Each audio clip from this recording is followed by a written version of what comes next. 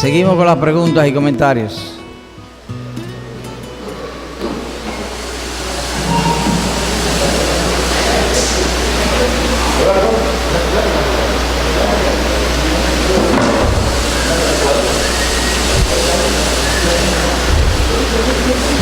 Bien, solo una pregunta en cuanto a, se habla mucho de que el problema es de adentro, no las circunstancias, y lo que se busca es el arrepentimiento. ¿Qué sucede en el caso cuando alguien es claramente víctima de una situación, puede ser abuso, puede ser una violación, requiere consejería para superarlo? ¿Cómo encaja esto? ¿Es algo muy diferente? En cierta manera es diferente y en cierta manera es similar. Es diferente porque ha habido una agresión, pero es similar en el sentido de que ese corazón hay que llevarlo a que la venganza es de Dios, no nuestra. Y el ejemplo, volvemos al asunto ahí de que la gloria de Dios le va a cambiar el corazón. Y el ejemplo bíblico está en Hechos capítulo 7.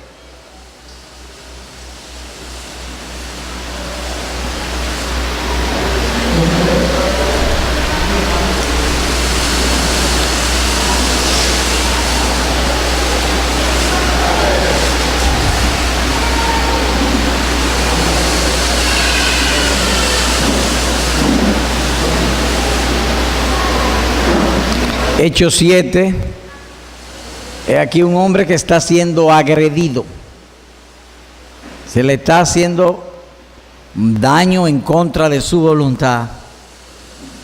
Esteban, oyendo estas cosas, versículo 54, oyendo estas cosas se enfurecía en sus corazones y crujían los dientes contra él, pero Esteban, lleno del Espíritu Santo, puesto los ojos en el cielo, vio la gloria de Dios. Verso 60. Y puesto de rodillas, clamó a gran voz: Señor, no le toma en cuenta este pecado. Y habiendo dicho esto, durmió. ¿Qué vio él? La gloria de Dios. ¿Qué hizo la gloria de Dios cuando él la vio? Transformó su corazón y se volvió manso y generoso contra sus matadores. La venganza es de Dios. Entonces la función nuestra es llevar al creyente que ha sido agredido, violado, a que vea la gloria de Dios, y viendo la gloria de Dios, su corazón se ha llevado a esperar en Dios y no querer tener la venganza en su mano o crear resentimientos. Pudiera ser un proceso largo. Eso es lo que yo entiendo. No sé si eso responde.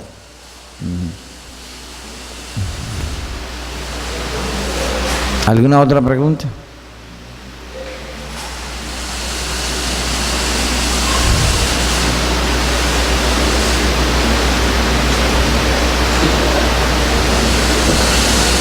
Parece que no hay pregunta. Pero la persona culpable debe procurar justicia en ese acto de violación y sabe quién lo hizo. Así. Dios ha puesto la ley para defender al bueno. Romanos 13, vayamos allá.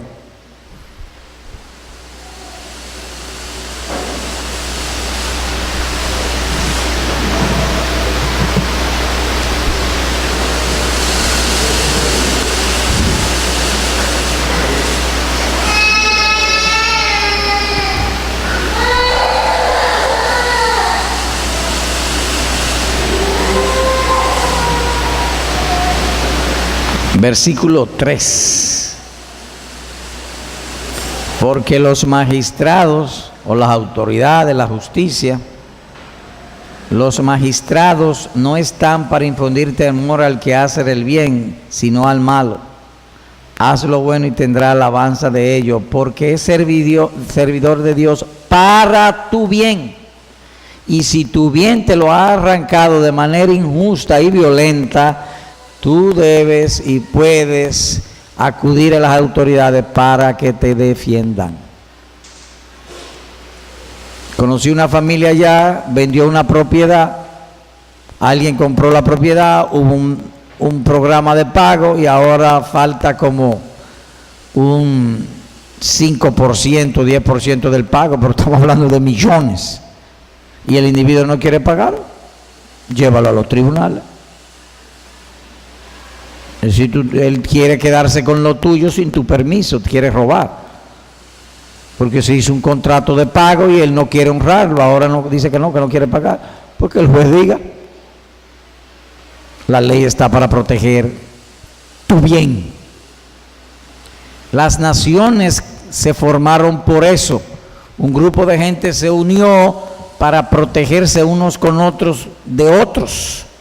Y entonces vinieron la Constitución y las leyes para proteger la vida y básicamente la vida y la propiedad de los individuos. El derecho a la vida y el derecho de la propiedad no prescriben. Si yo puedo demostrar en Perú que yo tengo un título de una tierra de hace 300 años, aunque alguien la esté ocupando, esa tierra es mía. El tribunal fallará a mi favor.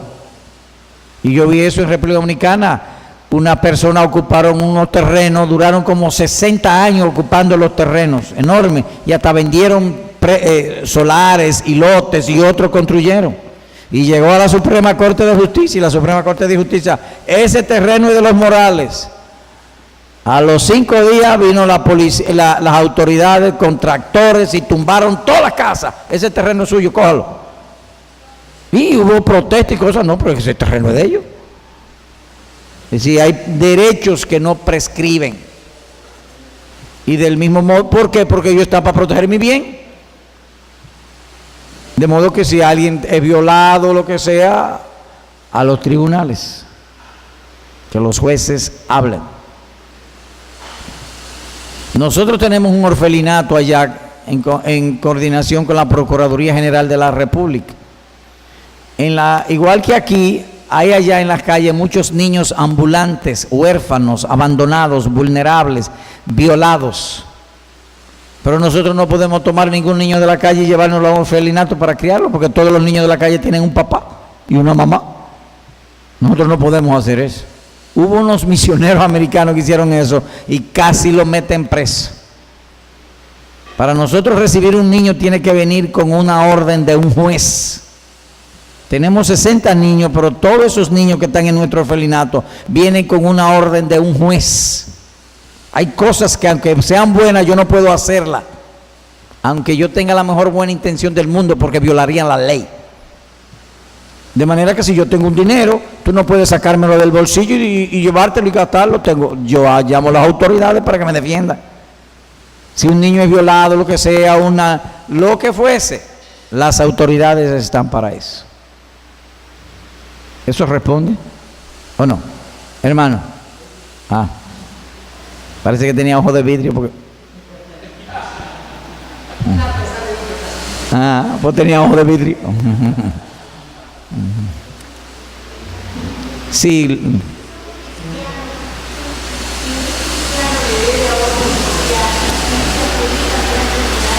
Ya hay diferente. Los pastores se convierten en jueces. Es decir, los pastores juzgan, oyen a uno u otro. Lo hemos tenido esos casos. No quiere pagar, entonces nos reunimos. Bueno, que yo no tengo para pagarle, pero ¿cuánto tú le debes? 1,000 soles. ¿Y qué tú tienes en la casa? Una moto. ¿Cuánto vale la moto? 3,000 soles. Véndela. Tiene que pagar. O un acuerdo de pago. ¿Tú aceptas un acuerdo de pago? No, yo quiero mi dinero, porque yo se lo presté para que me lo pagara en 3 meses y ya va 1 año. Yo quiero mi dinero. Pues tiene que pagarlo mañana. Y si se niega, bueno, en algunos casos yo he visto que se niegan en otras iglesias y el tipo se va de la iglesia y entonces lo llevan a los tribunales. Porque denegó que él no honra la palabra de Dios, entonces parece que es incrédulo, entonces ya otra connotación. Pero también he visto otros casos. Unos hermanos pusieron un negocio allá de cambiar dólares a pesos. Y entonces había un hermano de otra iglesia a quien ellos le cambiaban dólares. Pero antes de cambiarlo, ellos llamaron al pastor de la iglesia. Miren, fulano de tal, miembro de su iglesia, nos está llamando para que le cambiemos unos cheques en dólares. ¿Qué usted dice de él? No, es un hombre honrado y y tiene cómo responder. Bueno, un día dio un cheque de $230,000 sin fondo. Sin fondo. Y estaba engañando a 5 familias de nuestra iglesia. Entonces se reunieron y el hombre se fue de la iglesia. Y uno de los acreedores fue a los tribunales y el pastor hasta lo botó de la iglesia, que nosotros nos molestamos muchísimo con ese pastor. Tú no podías expulsarlo de la iglesia sin un juicio disciplinario y sin que nosotros estuviésemos presentes. Nos molestamos con el pastor porque el pastor actuó a salir rápido del caso. Expulsémoslo y ya la iglesia se limpia. Eso hizo. Y lo reprendimos, pero tampoco no nos vamos a poner a pelear. Y uno de los acreedores lo embargó. Le llevaron hasta la olla del apartamento. Tenía 3 carros en el frente. Imagínense, $230,000. Eso es como 700,000 soles. Le embargaron todo. Los carros, hasta la olla de la casa. Yo creo que lo dejaron hasta sin mantequilla en la nevera. Ese es su derecho. Porque él dijo, no, yo no soy cristiano, me voy de aquí. Y parece que alguien le dijo, vete de la iglesia para que no te disciplinen. Pero fue peor. Hay de todo. Pero hay otros de los acreedores que dijeron, no queremos meternos en eso. Yo no voy a tribunales y perdieron el dinero. Uno que conozco perdió $80,000. Ese dinero. Hay de todo. Pero los tribunales están para defendernos. Y con un cheque sin fondo cabe cárcel. Porque el cheque sin fondo es un delito criminal. Un delito criminal significa, según nosotros entendemos, que alguien hace lo malo sabiendo que es malo. Es decir, no tomó las precauciones del lugar para saber si tenía fondo el cheque o no. Y lo dio, es decir, que él sabía que estaba engañando, había mala fe. Y allá en República Dominicana, el que da un cheque sin fondo, el acreedor puede llevarlo, presentarlo al fiscal y lo llevan preso de una vez, en lo que se averigua el asunto. Las leyes ya son así, no sé cómo son aquí. Pero el punto nuestro no son los cheques sin fondo, el punto de nosotros es otro. Pero sí puede llevarlo a los tribunales.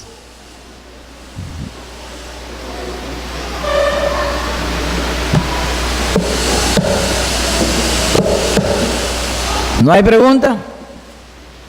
Hay una sección más, pero yo se la voy a dejar en la página porque me duele la garganta.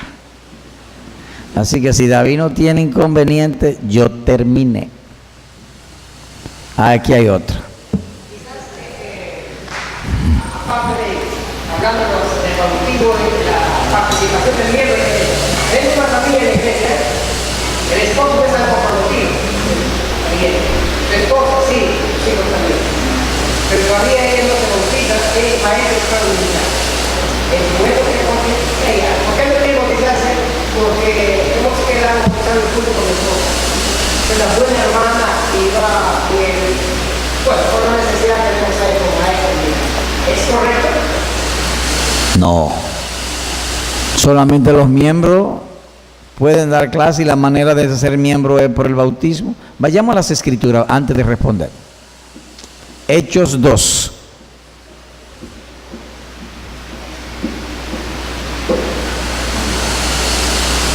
Usted ve que estamos llenos de debilidad. Me precipité en el juicio sin haber visto escrituras. Eso le puede pasar a cualquiera. Hechos 2, versículo 41.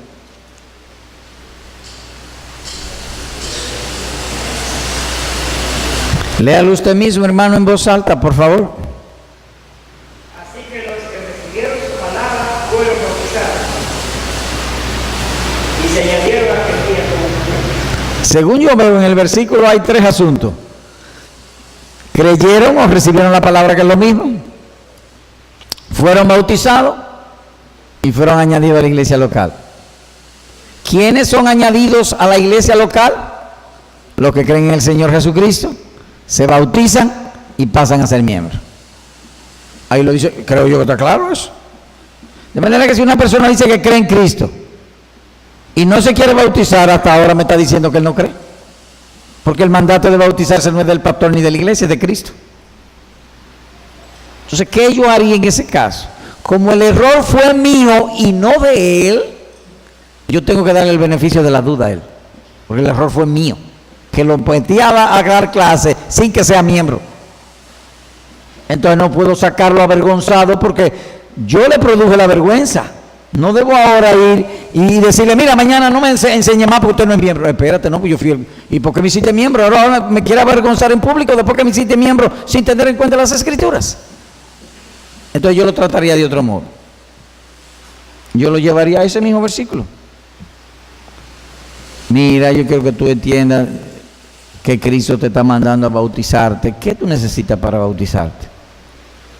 Y entonces trato de poner la bola en su cancha para ver qué es lo que hay, si realmente él no quiere bautizarse o hay otra razón. ¿Me doy a entender? Le pongo la bola en su cancha. Mira, la Escritura dice que para ser miembro es esto, esto, esto y esto. Y entonces nosotros te hemos tratado siempre como miembro. Tú tienes una excelente esposa, muy devota, pero te falta bautizarte. Yo quisiera que tú pienses, medites, ore por eso, darle la oportunidad para bautizarte. ¿Cuándo tú quieres que te bautice? Mañana. Pues yo lo bautizo mañana, porque ya es maestro. Y entonces le busco una salida misericordiosa, compasiva, porque la culpa fue mía, no de él. Pero si finalmente él dice, no, yo no me voy a bautizar, yo no creo en eso, y entonces ya eso toma otra connotación. Y entonces yo le pregunto, ¿y tú crees que una persona que no cree en Cristo puede estar enseñando de la palabra de Cristo? En caso que suceda, tampoco puedo amarrar esto a mi mente para que el prejuicio no me haga decir palabras precipitadas y entonces yo dañe todo el proceso. Yo voy con la buena intención que él como creyente va a obedecer correctamente. Oro a Dios que me dé ternura y amabilidad para ganar sus afectos, para luego ganar su corazón. Eso hacía Pablo. Me he hecho siervo de todo para ganar a algunos. Es decir, que Pablo se empleaba a fondo para ganar los afectos de la persona y luego ganar sus almas. Así también entonces haría yo en este caso. Es decir, tierno con él, amable con él, en una primera reunión, y me dice que no, vuelvo la otra, 2 o 3 días, ven acá, piénsalo bien, que sé yo cuánto, ven, vamos a orar juntos, que Dios te ilumine. Y sigo persuadiéndolo, como si yo fuera un vendedor de enciclopedia. Cuando ustedes lo siguen, ¿quién es? El vendedor de enciclopedia. No, yo no quiero enciclopedia. Y le voy a cerrar la puerta y me meto el pie a la puerta para que no le... Espérate, óyeme. Espérate que esto puede ser beneficioso para ti. Y te lo voy a dar con gran descuento. Y te lo voy a dar a crédito. Y tus hijos van a necesitarlo. Tú sabes. Yo soy un vendedor de la verdad. Y yo sé el bien que le va a producir al otro. Entonces va a tratarlo con ternura. ¿Alguna otra pregunta?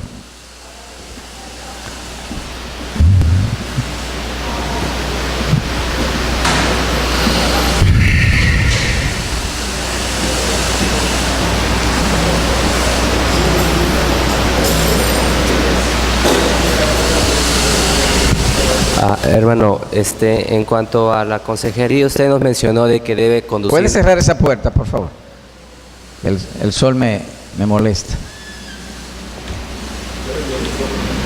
¿Está prendido?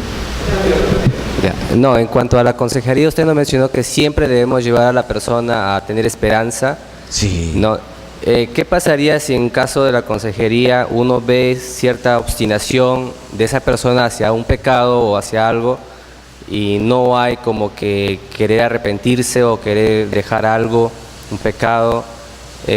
¿Debemos llevar a esa persona siempre a tener esperanza o a que esa persona sienta convicción, ¿no?, de que abandone y salga con quizás un sentido de necesidad de arrepentirse o vamos a decir, a reprenderle o amonestarle, ¿no?, para que deje eso, ¿no? Sí, y en ese caso, o sea, ¿qué relación tendría con que salga esperanzado? cuando él necesita ser amonestado, ¿no? O reprendido en lo que está buscando, ¿no? Acuérdate que la consejería él vino a buscar ayuda. Yo no fui a reprenderlo. Él vino a buscar, él está pidiendo mi ayuda de un problema que tiene. Sería bien extraño que él no quiera hacer lo que dice la Escritura, porque él vino a eso fue. Y si cuando él viene, aun cuando tenga pecados que no estén resueltos, él viene porque se examinó a sí mismo. Y vimos en Lamentaciones 3:40 que yo no puedo tener comunión con Dios si no tengo primero comunión conmigo mismo. Él vio su conciencia, él vio que tiene problemas y él ha venido, él viene con un germen de arrepentimiento que yo debo aupar y estimular. Entonces no entiendo cómo puede entrar que yo tenga que reprenderlo cuando él no quiere. Si en caso muestra obstinación de que está haciendo algo malo y no, supongamos, no un caso de una fornicación, no la... Es que él ha venido pidiendo ayuda. Claro, pero viene, ¿no? Y uno le da el consejo de que debe abandonar quizás su pecado, pero luego manifiesta, ¿no? Incomodidad o que no quiere dejarlo o no lo ve como pecado o algo así, ¿no? Entonces, en ese caso, ¿qué se debe hacer, no? Lo que yo hago con la computadora, si la computadora no me quiere responder, la llevo al técnico a ver qué es lo que está pasando. Entonces, a veces sucede que el trato yo no lo he hecho adecuadamente. Lo primero que voy a examinarme a mí mismo, si he sido tierno, si le he convencido de que yo le estoy amando, que quiero lo mejor de su bien, si he ganado sus afectos. Entonces revisar, es como cuando te hacen poner un examen en la escuela y al final tú como que no quedas contento de la respuesta y entonces tú vuelves y revisas el material para asegurarte de obtener éxito. Lo mismo yo haría, eso es lo primero que yo haría, revisarme a mí mismo, cómo he manejado el asunto, porque él vino buscando ayuda y para mí sería contradictorio que ahora la ayuda que yo le estoy dando, él confía que yo le dé ayuda, ahora la ayuda que yo le estoy dando él la rehúsa. Entonces, en tal caso deberíamos evitar esos, quizás reprender o... evitar. Quizá no era el momento. Ah, ya. Okay. Quizá no era el momento. Gracias.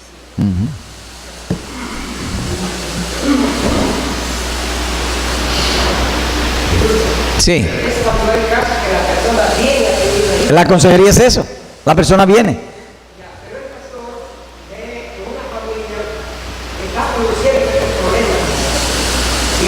¿Se lo dijeron o él lo vio? Bueno, pues voy a... Entonces ya no es una consejería. Tú vas a otra cosa. Ahora tú vas como pastor a corregir. Y eso es otra cosa. Pero a veces puede suceder que viene, pero tiene la intención de escuchar ciertas respuestas. Entonces, como no se le dio esa respuesta, entonces esa es. A veces puede venir alguien que se... Me es tan difícil responder porque estamos hablando en términos generales. Tendría yo que ver los particulares. Porque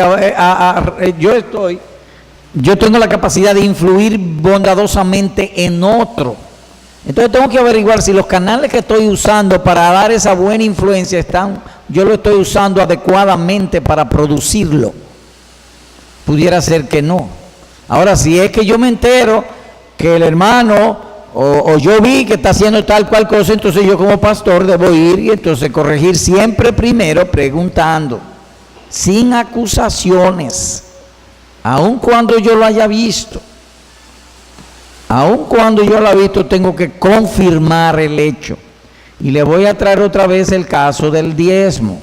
El individuo, el diácono en el pasillo metió la mano en la funda del diezmo y sacó un billete de $20 y se lo llevó al bolsillo. Y el pastor de lejos lo vio y entonces el pastor fue y le dijo que él tenía que renunciar del diaconado porque le estaba robando al Señor. Y entonces le dijo, no pastor, si usted me hubiese preguntado si evita ese problema o esa difamación. Lo que pasa es que aquí los hermanos son duros de dar y yo pongo $20 primero para que nadie se atreva a dar menos. Y entonces cuando termina yo recojo todo mi dinero, yo meto mis $20 otra vez en el bolsillo, yo no estoy robando al Señor. Usted debió haberme preguntado, ¿qué pasó? Por eso nosotros, aún viendo los hechos, preguntamos, fulano, ¿qué fue lo que pasó?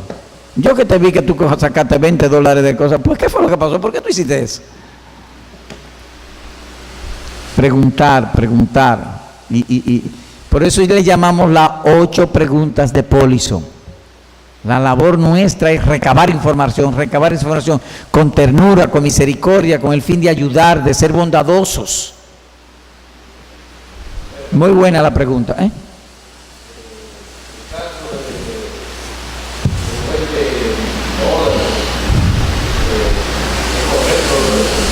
¿El caso de qué? No es correcta. Yo le dije la otra vez, es una ilustración simplemente. Pero eso no es correcto. De ninguna manera. No, hermano, no es correcto eso. Pero de una cosa incorrecta podemos sacar una buena ilustración.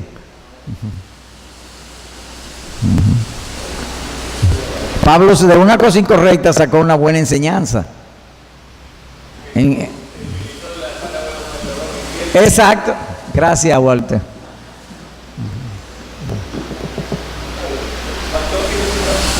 Venga.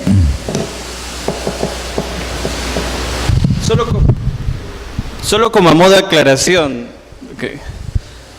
usted el otro día puso un ejemplo de un muchacho que le preguntó acerca de una muchacha. Usted le dijo, bueno, eso es cosa tuya, pero después usted también nos dijo que un muchacho le escribió y usted le hizo como de mediador o de facilitador con una de las muchachas en la iglesia. Entonces produjo confusión. O pudiera producirla. Pudiera quizás, pero la idea, lo que yo quiero preguntarle en base a eso es cómo, bueno, en las iglesias obviamente siempre hay muchachos que miran a las muchachas, entonces hay una atracción y una interacción también. O sea, ¿cuál es el rol de los pastores dentro de la iglesia, o al menos en la iglesia? ¿Ustedes cómo tratan ese tema? Ok. En verdad son dos cosas diferentes. Y te lo voy a poner específicamente lo que pasó. 2 casos. Un pastor de otra iglesia me llama que un miembro de su iglesia está interesado en una hermana de nuestra iglesia. Ellos han estado hablando y escribiéndose email y chateando. Y que él como pastor quiere saber el testimonio de esa hermana. Porque él quiere estar seguro de que su miembro de iglesia se case con una buena mujer. Y yo le respondí, ¿quién es que se casa? ¿Tú o el hermano? El hermano, pues el que averigüe. Yo no te puedo dar información de ningún miembro de nuestra iglesia sin su autorización. Lo que sí yo puedo decirte es que están en buena comunión y que no hay ninguna objeción con ningún miembro de la iglesia de nosotros. Pero si es creyente o no, a ella que lo averigüe. Ahora, es creyente, para nosotros es un verdadero cristiano, porque la iglesia nuestra es la que recibe miembros, no los pastores. Si tú vienes a nuestra iglesia, cree en el Señor Jesucristo y te bautiza, nosotros no te bautizamos hasta presentarte públicamente. Miren, el hermano Juan Pérez aspira a ser bautizado y ser miembro de la iglesia. Y se le da a la iglesia 3 semanas para decir sí o no. Cuando la iglesia no presenta ninguna objeción, entonces esa persona es bautizada. Y los 349 miembros de la iglesia han dicho, ese hombre para nosotros es cristiano, es un cristiano. Mientras sea miembro de la iglesia, es un cristiano, aunque viva como viva. Mientras sea miembro. Porque hay 349 hermanos que han dicho que es cristiano. Hay 349 testimonios.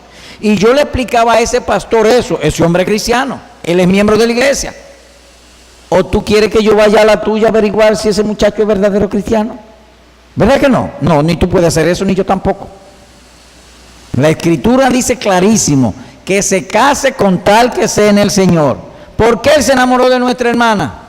Porque es miembro de una iglesia cristiana. Yo no me puedo meter en eso. No son asuntos de mi incumbencia. No, porque yo quiero saber, pues ahí el que averigüe, él es que se va a casar. Cristo le dice a ese hermano que te case con tal que sea en el Señor. Lo que tú tienes que asegurar es que a tu entendimiento, esa es una hermana de buen testimonio.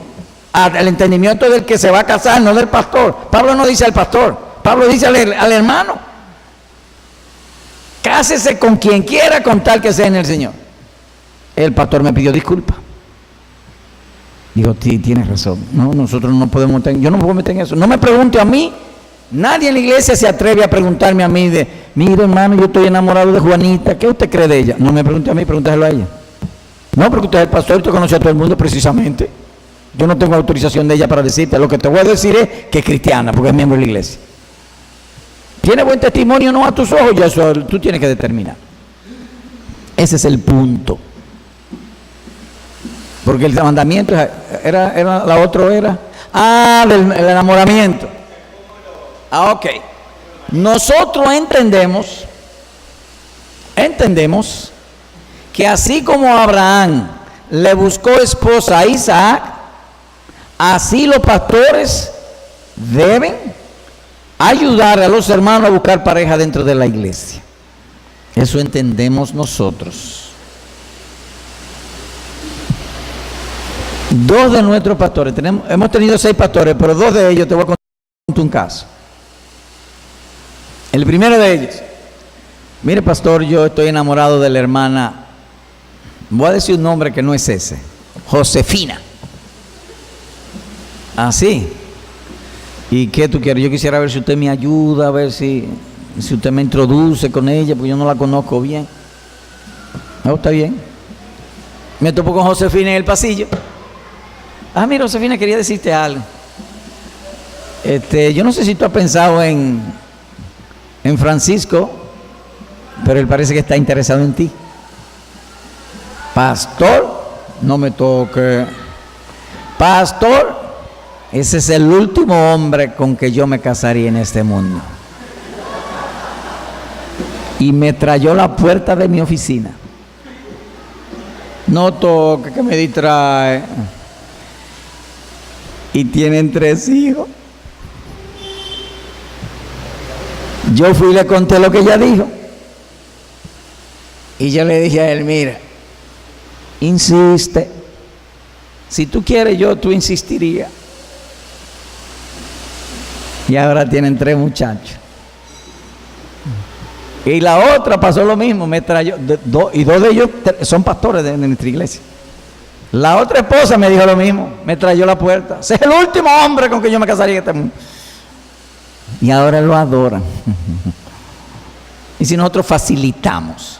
Un hermano de Estados Unidos recientemente me escribe, tengo 28 años, soy miembro de la iglesia, yo hablo con su pastor para confirmar, sí. ¿Está interesado? Entonces hay muchachas solteras. Ellas vienen y a mí me dicen, ayúdeme pastor, porque me quiero casar, me estoy quemando. Ellas me lo dicen. No todas me lo han dicho, pero algunas me lo han dicho. Una me dijo los otros días, pastor, usted me ve tranquila, pero es fuego que tengo por dentro. Digo, mi hija, yo trato de ayudarte, pero a veces... Pero yo nada más hago la introducción. Es decir, yo los trato de introducirlo. Y entonces llamé a una hermana, mira, un hermano me ha llamado en estas condiciones, él quiere buscar una hermana en el pueblo del Señor. No, yo no tengo eso. Para mí el matrimonio es que sea espontáneo. Bueno, pues está bien, bye. Gracias. Me cerró la puerta. Yo creo que se lo va a lamentar un día cuando vea a la otra casándose. Y llamó a otra. Y entonces le digo, mire, sí, pastor. Pues mira, dame tu email. Yo le voy a escribir a él con copia a ti, lo voy a introducir para que ustedes ya se están tratando, ya se están escribiendo. Eso es lo que hacemos. Y si hay dificultad y se reúne con nosotros, también tratamos de buscar las dificultades. Hubo un caso de un hermano que la mamá de la muchacha no quería que fuese el hombre. Y entonces yo me reuní con la muchacha y la hermana, y ¿por qué tu mamá y tu papá no quieren? Por esto, y me di cuenta que era una razón carnal y hasta pecaminosa, mundana, que no voy a entrar en detalles.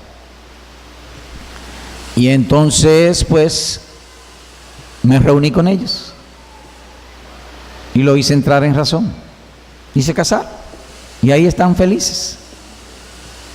Hubo otro caso que él se enamora de una muchacha y él tiene una enfermedad. Cuando el papá de la muchacha supo que era enfermo, no quería que su hija se metiera en amores con ese muchacho porque es enfermo. Y entonces la muchacha vino y habló conmigo y me explicó el asunto. ¿Puedo hablar con tu papá? Todos miembros de la iglesia, ¿eh? ¿Puedo hablar con tu papá? Sí, puedo hablar con él. Y entonces fui a hablar con él y le expliqué, pero es una virtud muy grande que una muchacha sana quiera casarse con un hermano enfermo. Eso es una virtud escasísima. ¿Cómo tú quieres privar a tu hija de honrar a Dios de esa manera? Pero si tú no la quieres casar, eso es tuyo. Yo simplemente te estoy diciendo un argumento, pero si aún así tú quieres, la hija es tuya, no mía. Pero también te digo, ten cuidado, porque ella no es tan agraciada y se te pudiera quedar jamona. Mira bien lo que tú vas a hacer. Sí, porque a veces los papás creen que tienen una princesa, pero no es tan princesa. ¿Me entienden lo que yo quise decir? Y después el papá reflexionó. Él no volvió de mí, ni tiene que volver tampoco. Su hija volvió y habló con él. Mira, papi, qué sé yo cuánto, este es el hombre que yo quiero. Y ella misma le dijo, papi, que yo no soy tan agraciada, no es que los hombres se están fijando en mí tanto, este es el único que se ha fijado en mí. Yo no quisiera desaprovechar esta oportunidad y quedarme sin matrimonio. El papá entró en razón y creo que pronto se casa. Otro caso también parecido y entonces la tía me llamó que tiene que averiguar quién es el muchacho, qué sé yo cuánto, pero ven acá, ¿eres tú que se va a casar o la sobrina? No, la sobrina, pues déjala a ella. ¿Ella es menor de edad? No, ella tiene 23 años, pues déjala a ella que decida. Y además ten cuidado porque ella no es tan agraciada. Ten cuidado, ya tiene 2 muchachos. Pero son consejos, yo le digo a ellos también, si tú no quieres, a la tía no, porque la tía tía no tiene autoridad.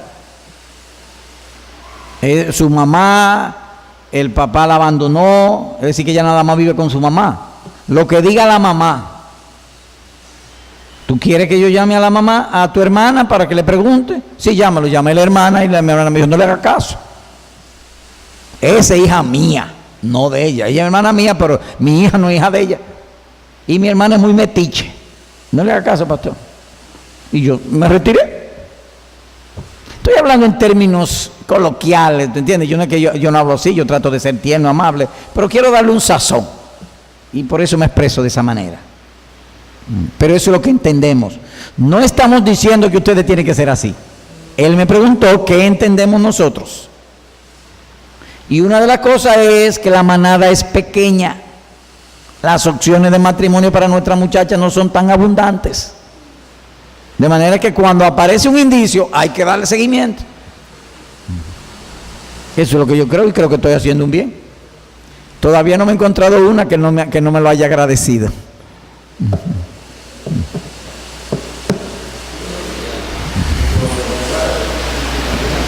Ajá. Pero pastor, usted dijo en la iglesia para recibir a una persona como miembro. Esa persona se tiene que bautizar y se presenta a la iglesia, y si la iglesia no hay ninguna objeción para que sea bautizado, se bautiza y ya es miembro automáticamente. Pero usted dijo una palabrita que es la que no quisiera que me aclarara. Viva como quiera, así viva como bueno, quiera. no, lo que quiero decir es, gracias. No es que viva como quiera, tiene que dar evidencia de arrepentimiento. Ajá, ya. ¿Se entiende? Pero cuando digo que después que son miembros, nadie puede sacarlo de la membresía de la iglesia, sino la iglesia después de un proceso largo. Un pastor no le puede decir a un miembro, te me va. No. La única manera de sacar un miembro de la iglesia es cuando no quiere arrepentirse de un pecado evidente y confirmado, y que la iglesia vaya a buscarlo al arrepentimiento y él se niegue, la iglesia puede llamarle gentil y publicano, nadie más. Nadie más. Es fácil entrar a la iglesia, pero para sacarlo Cristo lo ha puesto difícil. Es más, él mismo lo dijo, aún te parezca una cizaña, déjamelo quieto, déjalo ahí. Eso fue lo que quise decir. ¿Entendido? ¿Estamos de acuerdo? Si usted lee Mateo 18, del 15 al 17, dice a la iglesia. Las disciplinas en la iglesia son corporativas. No hay nadie dentro de la iglesia que pueda poner en disciplina a otro. Nadie. Eso es una función corporativa. Es decir, solo el cuerpo puede hacer eso. Y si usted tiene duda de eso, hay unos 4 sermones en nuestra página que se llama Disciplina Eclesiástica. Les recomiendo oírlo. Ajá, sí. Bueno.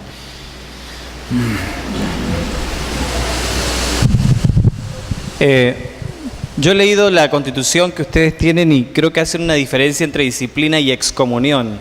O sea, alguien puede ser disciplinado, pero no necesariamente eso significa que lo ponen como un gentil y público, como un incrédulo. Pero eso ya sería la excomunión. O sea, exacto. Si por favor puede explicar. Así es, ambos tienen que ser corporativos. Claro, y por ejemplo, Pablo creo que alguna vez alguien dijo que Pablo, por ejemplo, cuando habla en 1 Corintios capítulo 5, él, dice que había uno que vivía de una forma muy... Con la mujer de su papá. Y él dice, saquen a ese perverso. O sea, él dice, yo ya he juzgado eso. ¿Yo? Pablo decía ahí que él ya había juzgado al tal y que ahora le dice a la iglesia que los comulgue. Él le dice a la iglesia, excomúlguenlo. O sea, no le dice... Vamos a ver qué dice la Biblia, 1 Corintios 5. Entonces, con respecto a eso que usted dice que solo la iglesia puede hacerlo, parece que ahí Pablo le está dando a la iglesia la orden de que lo excomulguen, o sea, que saquen a ese perverso ahí. Vamos a ver.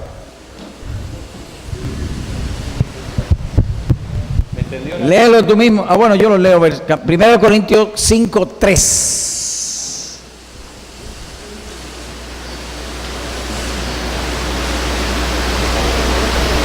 Leo.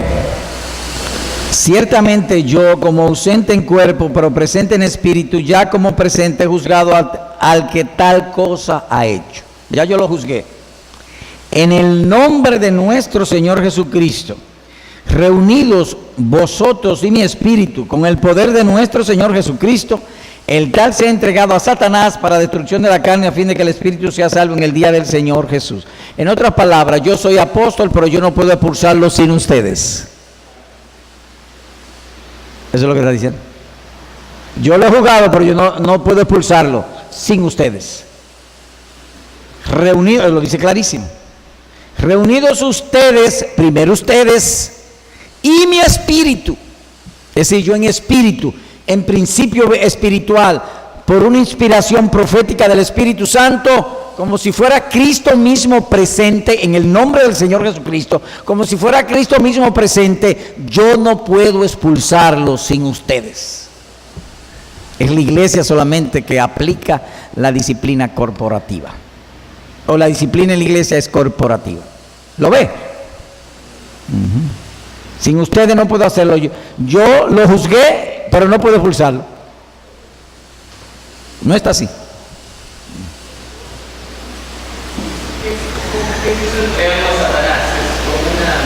Para que lo agobie, porque yo quiero que él sea salvo.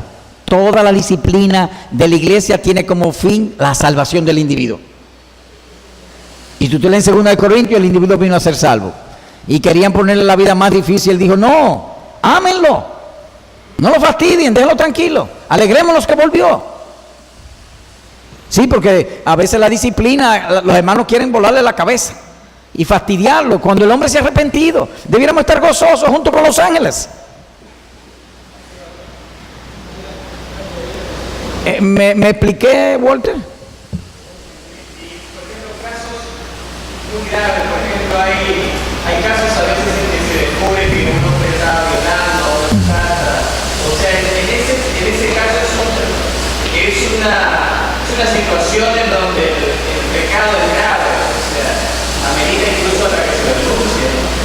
Pudiera ser. Entonces, en casos así es cómo se maneja, porque uno no podría disciplinarlo y él se arrepiente, pero sigue ahí, o sea, y todo. No, si se arrepiente, terminó la disciplina ahí mismo.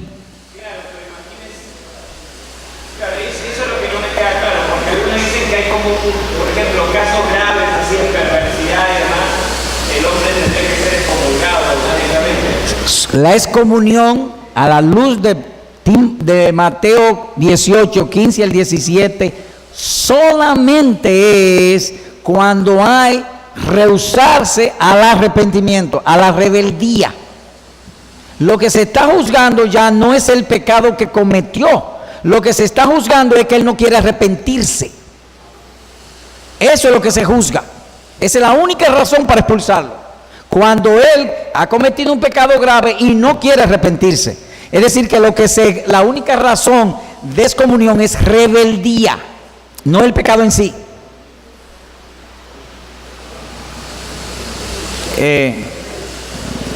Hermano, perdón.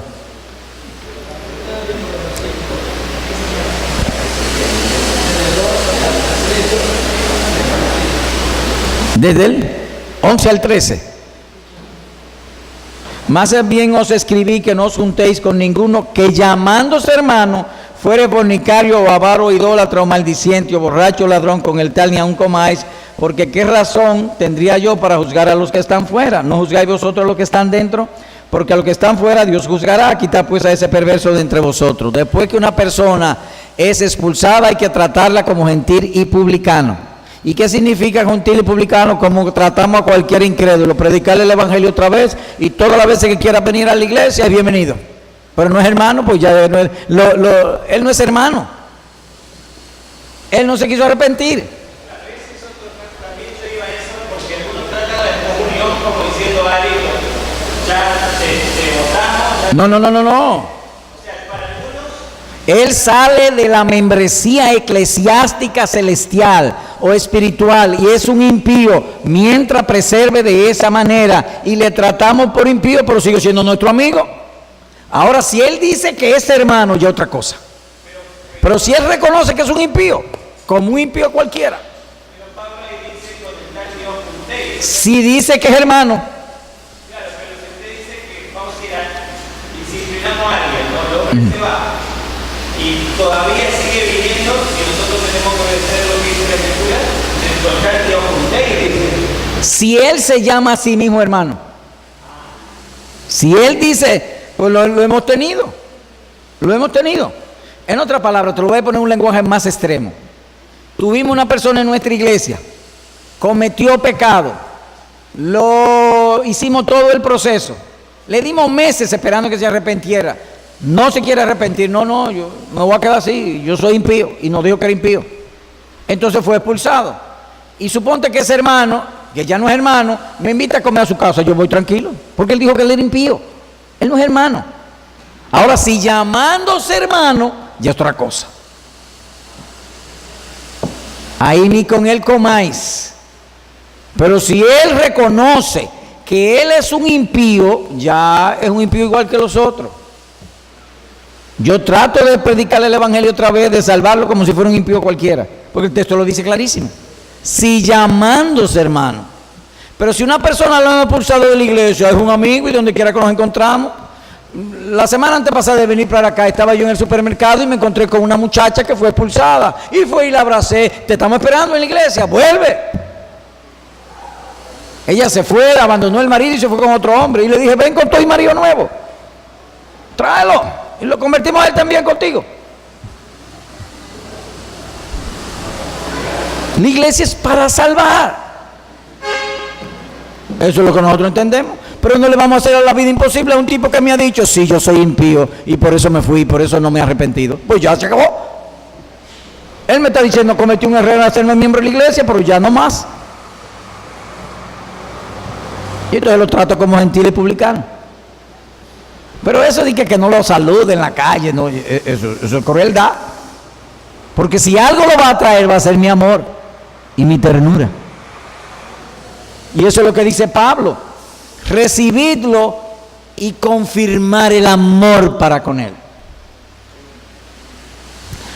Un hombre de nuestra iglesia abandonó a la mujer, se fue, hace como 3 meses vino. ¿Qué hago? No, vamos a reunir la iglesia y tú le dices que te perdone. Y él vino frente a la iglesia, hermano, perdóneme, yo cometí un error, pequé contra Dios y yo hasta llegué a confesar que era impío porque nunca quise arrepentirme. Una mañana en su casa no podía aguantar y salió corriendo para donde la esposa y la familia a restaurar el hogar y lo presentó en la iglesia y la iglesia hizo un aplauso que yo creo que todavía están aplaudiendo. Y una vez algunos hermanos, ven, vámonos a comer helado.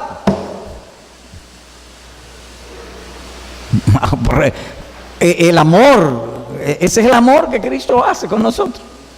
Por lo menos eso nosotros entendemos de las Escrituras. Pero hay algunos hermanos que son arrogantes, muy arrogantes. Oigan esto, y lo hemos combatido en nuestra iglesia porque ya también se ha dado. Yo sé que un hermano no anda bien y entonces dejo de saludarlo. ¿Sabe lo que está diciendo el individuo? Que no lo saluda por eso. Está tomando la ley en sus manos. Yo soy juez, lo condeno y no le doy mi saludo. Él tiene algo indigno por el cual yo debo saludarlo. Pero la iglesia no ha pronunciado juicio. Hasta que la iglesia no pronuncie juicio, nosotros no tenemos que seguirlo tratando con el cariño y el amor. Porque no ha habido un juicio y el juicio Cristo se lo dejó a su iglesia. Ni Pablo se atrevió a hacer el juicio sin la iglesia. Reunido usted, y lo ponía a ustedes de primero, ustedes y yo. Háganse esto, esto y esto y esto. Pablo, que era Pablo, no se atrevió. Menos yo. Eso es lo que yo entiendo. Señores, ha sido un placer haber estado con ustedes. Oren por mí, Dios mediante mañana regreso a mi casa. Aquí me tratan muy bien, pero en mi casa me tratan mejor. Así que quiero estar con mi mujer y mis hijos. Y Dios mediante mañana tomo avión y me voy. Si Dios quiere, nos veremos pronto. Si Dios quiere.